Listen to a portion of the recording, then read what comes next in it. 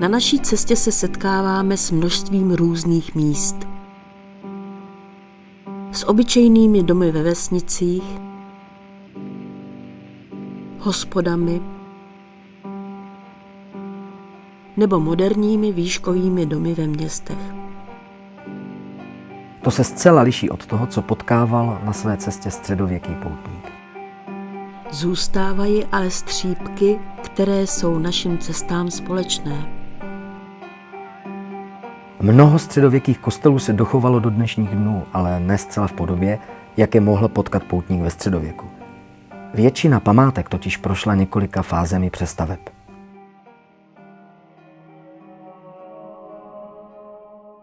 Nacházíme se před poutním kostelem Kong.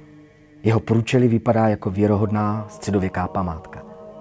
Pokud jej ale srovnáme s grafikou, pořízenou v roce 1838, budeme možná překvapeni.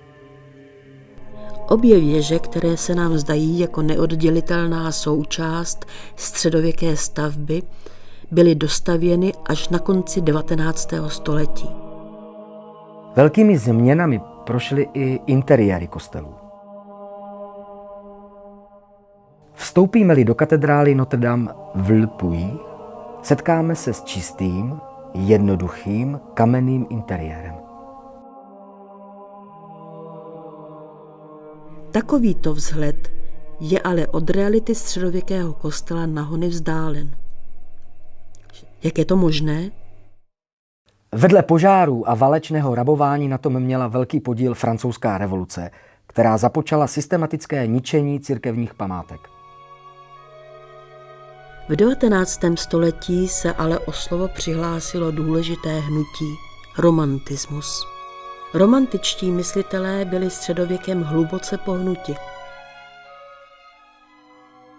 A vystoupíme-li na katedrálu, nevšímajíce si tisícerých barbarství všeho druhu, co se stalo s tou rozkošnou věžičkou, jež vyrůstala přímo z průsečíku křížové klenby a nesla se k nebesům, přečnívajíc obě věže, štíhlá jako střelka, se svým jasně znějícím zvonem a s prolamovaným obrysem proti nebi, právě tak křehká a vznosná jako sousední věžička svaté kaple, rovněž zničená? Takto si nad zánikem středověkých památek stýskal Victor Hugo, vůdčí představitel romantického hnutí ve Francii. On a mnoho dalších, například Eugène Viollet-le-Duc, se zasadili o záchranu a restaurování středověkých památek. Jejich představy se nevždy shodovaly s tím, jak středověk doopravdy vypadal, a zásahy na památkách byly někdy nemalé.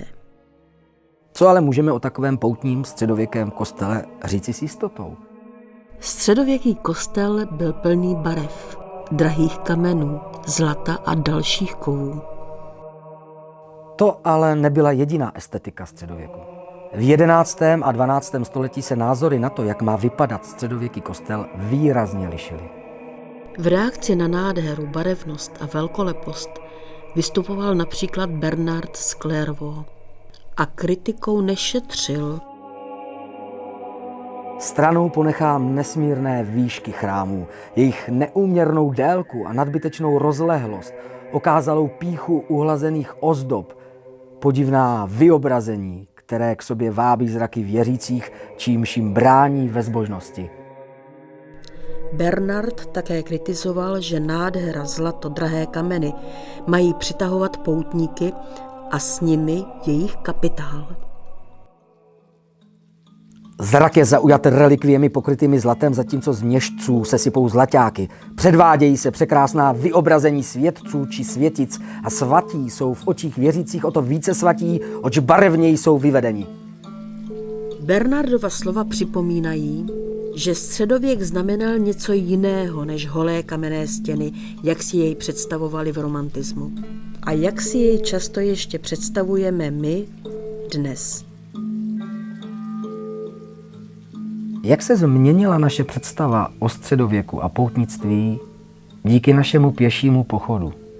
Především tak, že přemýšlíme i nad celkovou smyslovou zkušeností diváka. Tedy nejen nad tím, co mohl vidět, ale i nad tím, co mohl slyšet, cítit a prožívat všemi smysly.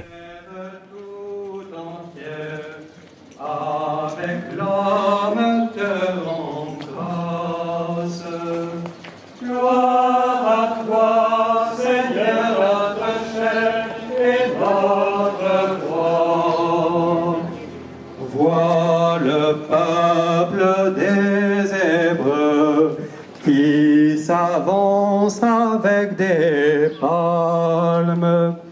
Avec lui nous t'acclamons par nos chants et nos prières. Gloire à toi, Seigneur notre chef et notre roi.